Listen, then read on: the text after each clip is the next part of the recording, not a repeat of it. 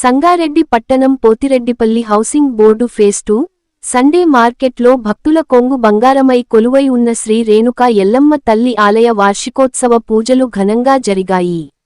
వార్షికోత్సవ పూజలలో భాగంగా మంగళవారం ఒగ్గు బృందంచే శ్రీ రేణుకా ఎల్లమ్మ తల్లి కళ్యాణోత్సవాన్ని నేత్రపర్వంగా జరిపారు.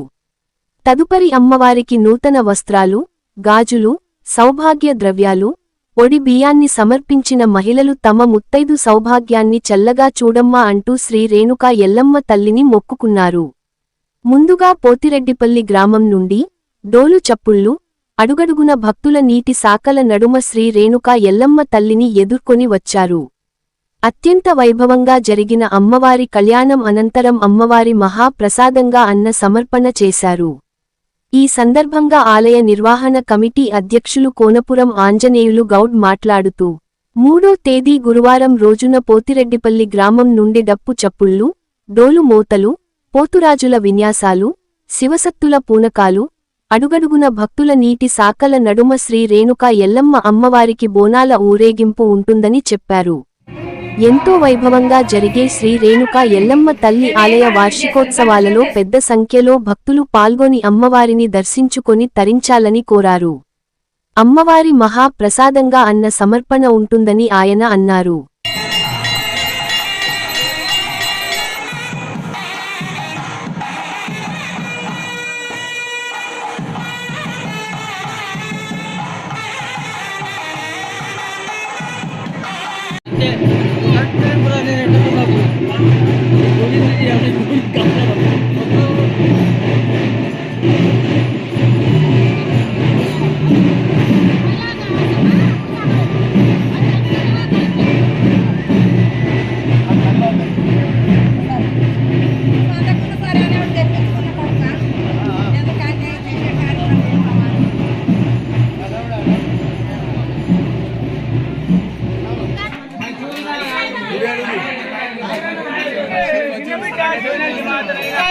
వెళ్ళిపోతూ ఉన్నది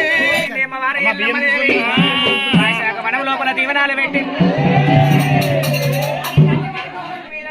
వచ్చిన భక్తులు సమర్పించాలి. ఆశీర్వాదాలు ఉండాలి.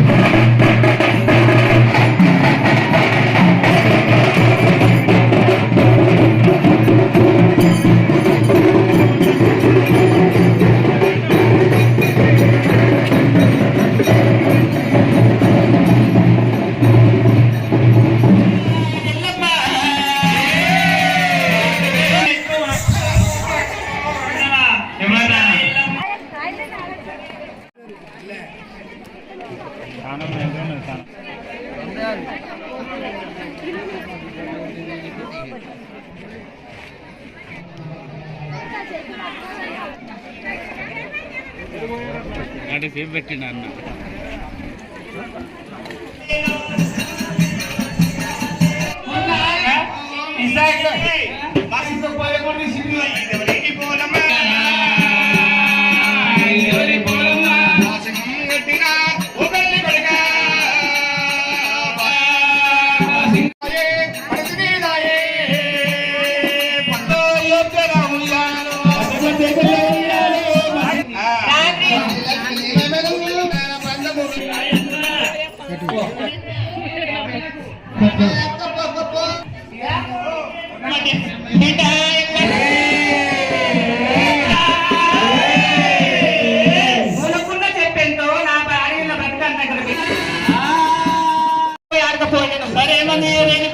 బయట బంకల వస్తున్నది రేణుకా ఎల్లమ్మ రేణుకా ఎల్లమ్మ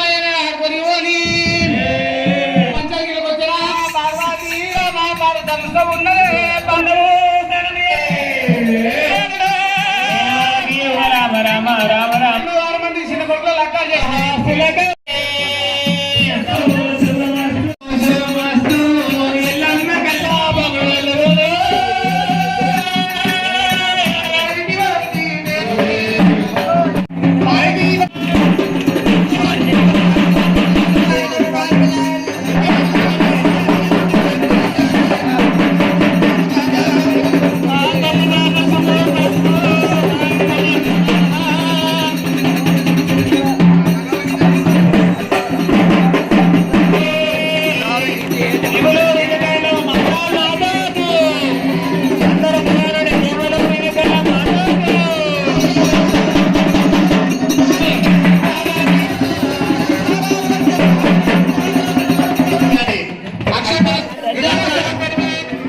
ఎల్లమ్మని కట్నాలు ఎల్లమ్మ పేరు మీద